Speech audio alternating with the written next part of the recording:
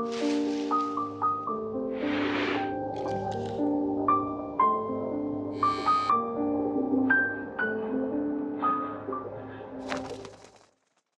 guys, it's Merce. Welcome back to Harpies in the Trees, where I review horror books with a supernatural focus.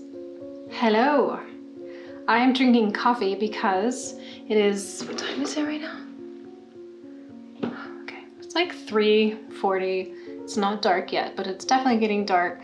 And I just needed some coffee, just a little bit of pick-me-up, you know? The Abominable box has arrived. It actually arrived about a week ago, but I had to get it from the customs facility. But I'm really glad it's here. We're gonna open it up. We're gonna see what books we got, what treats we got. I'm really, really excited. I know that a creepy crate is also on its way at some point, so hopefully that makes it here and doesn't end up in customs facility again. But anyway, that will be coming. But before we get into the unboxing, let's do some comment shoutouts. These messages come from the spooky Choctaw myths that I did. It was my last video. Priscilla Bettis says, these are fascinating legends. I have heard things in the woods, but for me, the scariest times are when there are no sounds. It definitely feels like it's a warning sign from animals that, you know, there's something out and about, or it could be something kind of spooky. Regina's Haunted Library says, I'm thrilled you were able to contribute to Served Cold. Your story is fantastic. I really hope so. I don't know. It is, I definitely think it's probably going to be more weird and darker than maybe what everyone is expecting me to write. I don't know. I'm not sure exactly. I don't know. I don't know what you guys would think that I would write. You know, like probably a haunted house story, which I didn't do just because I had this other idea, but it definitely probably would have been.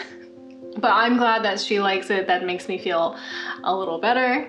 Michelle's Tribe says, diving into different cultures' folklore on monsters and spooky creatures is so fascinating to me. And I know exactly what you mean about never feeling alone in the forest. I love learning about other mythologies. I feel like they sort of resemble each other in a lot of different ways, but the way that they're expressed is so different in every culture. And I think that's what's really intriguing and interesting to me. Ari B says, I think I've read every Stan Graham Jones book that has come out in the last couple of years, and I always have the same problem. The world building and structural choices are so strong and run up against poor dialogue. Dialogue is one of those things that is very particular to the reader, and I've noticed that it's kind of similar to music. If there's a singer and the singer's voice just crawls under your skin, you know, there's no way you're gonna listen to the band. So sometimes like I find dialogue where I'm like, ugh, this is so cheesy, like I can't handle it. And then other people are like, no, I really liked it because of, you know, whatever reason, which is totally cool. That's the cool thing, is like, you know, there's so much for everybody. And thank you so much for pre-ordering Served Cold. That means so much to me. I hope you like the story. Okay, just a little bit more coffee. All right, so I have today's knife, which is a nice little Black Ops number. And let's open up this box. Look at all of the stickers on here. It's just so much. All right, looks like they definitely opened this up to inspect it. So hopefully everything is intact.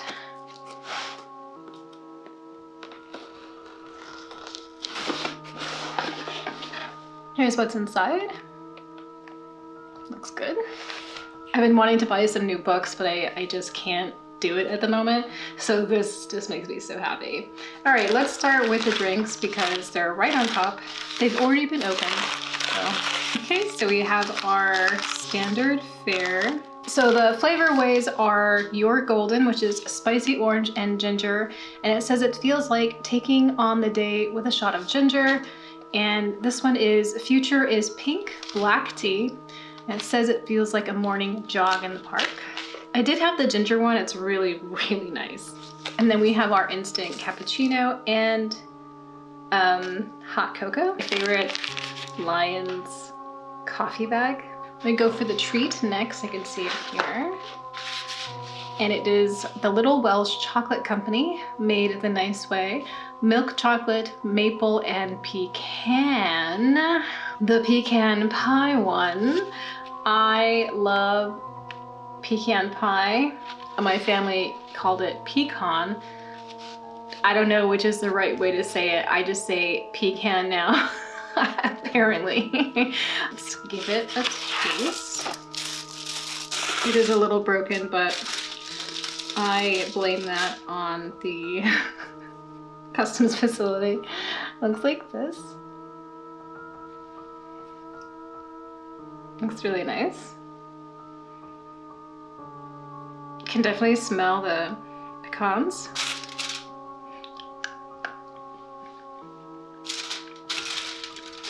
Interesting. It definitely tastes like pecan pie. You can taste the pecan flavor is very, very strong. The maple for me is a little light, like I wish there was more. And you have this like really rich milk chocolate. It's very smooth, it's very sweet.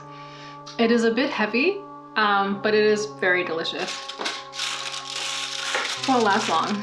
So we have a pin. It's obviously from Abracadaver. This is where our pins always come from. And it looks like a daffodil, but there's something else going on here. I'm not sure what, but it looks pretty cool. I love the colors, the yellow and the orange. Very cool. Okay, on top we have here, we have something unusual. A little black envelope. It's a signature plate for someone. I'm not sure exactly who though, because these authors and their like doctor signatures, you know? I like that they put it in a little envelope, made it very mysterious. So we have 2 bookmarks here. Now this is the full guts box, and the way that this works is, with the regular box you get a new release, a used release, and a novel, a magazine, an ebook, and sometimes a novella, sometimes a whole nother book. It just, I think, depends on what they have. But in the full guts, you get all of that, but you also get the pin and the treats and the drinks and 2 bookmarks. And this is the premium bookmark. It says the Abominable Book Club, has a little coffin on it, and says, "Listen to them, the children of the night, what music they make." I think we all know who said that famously. Of the wild berserker Prince Dracula. And one of them is always one of these, which has a microfiction on the back. These are usually written by Owen, but the last time it was actually written by Gavin, so we'll give this a read real quick. The old man sat on his porch, the night silent and still, save for the intermittent creak of the rocking chair. It was late, but he was wide awake, watching the tree line across the yard with an intensity he had not possessed since his youth. The fingers of his left hand absently scratched the fur of his hound, who lay on the floorboard next to the rocking chair, by the man's side, as he always was. His right hand was in his lap, covered by a thick knitted blanket. He sat in this vigil for hours until finally he heard rustling in the brush ahead. There was a low growl which pierced the silence and quickened the blood in the man's veins. A dark figure emerged from the ancient woods. The old man lifted his hand from his dog, his fingers now stained with dark red blood. He pulled the blanket from his lap, his grip tightening on the wooden stock of the rifle underneath. This thing took Rusty, and he would not stop. He'd refuse to die until he had taken its godforsaken head. Sounds like a long night. So it looks like this is our new release. And it's by Graham Masterton, which is pretty cool. I really enjoyed his House of Hundred Whispers, which came in some boxes ago. The Children God Forgot.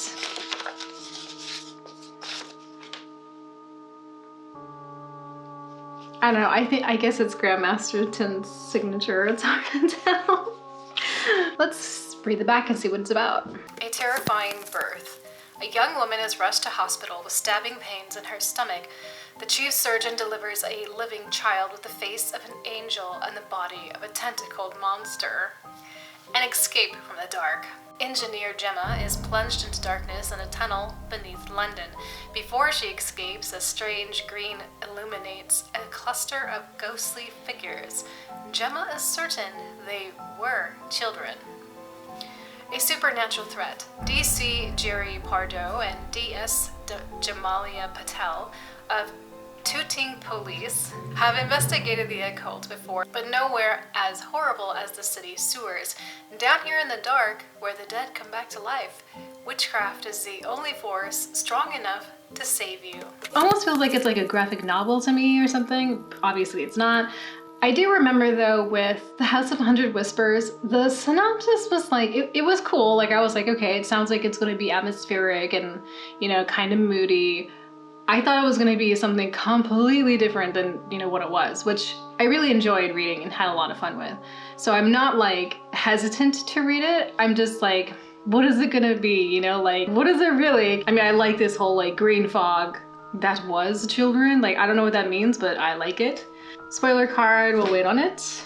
Yes, this is why the box was so heavy. This is the used book. It always comes wrapped in this paper and twine. It has this really wonderful sealed wax seal here from the Accursed Library, which is where all of the used books come from the void. A void of darkness. So we'll open this last because it is my favorite part.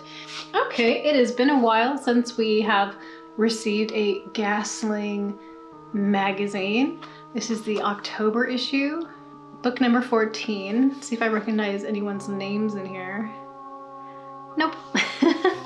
If you're familiar with this magazine, you know just what wonderful graphic designs that they have in here, illustrations. It's totally thematic all the way up until like the last page. You know, they're carrying on the theme of whatever it is in their magazine for that month, and it's fantastic. Look at that. Every time I get these magazines, I'm like, oh, I want to cut it up, but I don't want to cut it up, you know what I mean? I really wish you could still order masks and toys and stuff like this. Look at that. Yeah, so I have my magazines like put away in my shelf and they're kind of like in a corner, so I don't really see them that much. So like out of sight, out of mind for me is sort of the way that I work. So I really need to go through all of these. Look at that. I also saw that our very own Claire Smith has an illustration in this month's issue. I knew I recognized that art style. Very cool. Okay, now. The star of the hour. I just hope it's not a thriller because I'm really not in the mood for that right now. I want horror.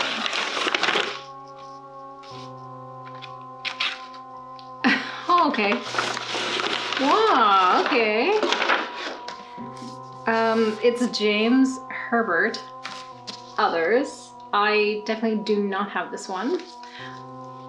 Maybe you guys remember I read James Herbert's, it was The Ghost of Sleeth. I totally fell in love with it. Just like totally fell in love with it. So I definitely want to read more James Herbert. Some of the ones that I have though are like ones like about rats, and I don't want to read about it because I love rats and I don't want to read a story about rats, you know, being the villain or something. Looks like it's the first edition, I think. So this is printed in 1999, so it's vintage. It has a quote by H.G. Wells, The Island of Dr. Moreau, in the very beginning. It says, "His is the house of pain, his is the hand that makes, his is the hand that wounds, his is the hand that heals." Here's a nice author shot. He always seems like slightly uncomfortable in his photo shoots, kind of like, come on, hurry up, take the picture already. All right, let's see what this is about because I have no idea unless it's that Nicole Kidman movie. Probably not. My redemption began in hell. Ooh, well, hello. So begins James Herbert's controversial and stunning new Chiller. Well, they didn't say thriller, so. Nicholas Dismas is a private investigator, but like no other that has gone before him, he carries a secret about himself to which not even he has the answer. He is hired to find a missing baby, one that was taken away at birth. Or was it? His investigation takes him to a mysteriously located place called Perfect Rest. It is supposed to be a nursing home for the elderly, But is it? Heretismos will discover the dark secret of the others, and in an astonishing and spectacular finale, he will resolve the enigma of his own existence. But will he? Just kidding, that wasn't in there. So it sounds like it's gonna be a pretty dark story. It doesn't sound like it's necessarily horror, but it also doesn't sound like it's just a thriller either, so I'm down for that. That sounds pretty interesting. This is a pretty big brick. It's just as heavy as a brick too. Yeah, it's 500 pages. So these books are definitely cool. Admittedly, you know I like the supernatural and I like haunted houses, and that's what gets me really worked up. But these sound like they're gonna be like these type of reads that are gonna be pretty unassuming for me, and then I could potentially really like them. And that is actually pretty intriguing for me. So I'm actually very excited about this. So let's talk about the spoiler card and see if there's anything in here. Oh ho ho! Listen to this. November 2021, the children God forgot. Graham Masterson's second appearance in the Abominable Book Club comes with a special surprise for some lucky subscribers, who will receive one of 200 limited edition book plates signed by Graham himself. I made it to the 200 club. Awesome. We are incredibly excited to receive the support and kindness of a legend of British horror, whose seminal work in the pulp horror boom with titles like The Manitou and Charnel House paved the way for the genre. His latest novel included here is horrifying and heartbreaking, and carries all the hallmarks of classic Masterton works of the past. Interesting. Okay, I like horrifying, I like heartbreaking. The Gasling's 14th offering is our Inhabitants issue, featuring tales of cabin fever, weird tenants, strange neighbors, possessed workmates, haunted children, and other uninvited inhabitants. It also includes a cut out and keep Ouija board. Okay. In case you wish to make friends with that knocking sound in your airing cupboard, of course. Absolutely, 100% I do. This was written by Owen Morgan, and it's called The Midnight Vigil. And this pin is called the Daffo Gorgon. It does remind me of Stranger Things. I don't know, was that what they were called, the Daffo Gorgons? I'm not sure. Oh, I just noticed that it has like little tiny teeth. Little tiny teeth. And this bookmark was called The Count. So that was the unboxing for the Abominable November box. This was the full guts box as well. You can get just a pared down box where it's just books. It's a little bit cheaper. If that works better for you, that's an option. If you like this video, please like and comment below. Let me know your thoughts about this month's box.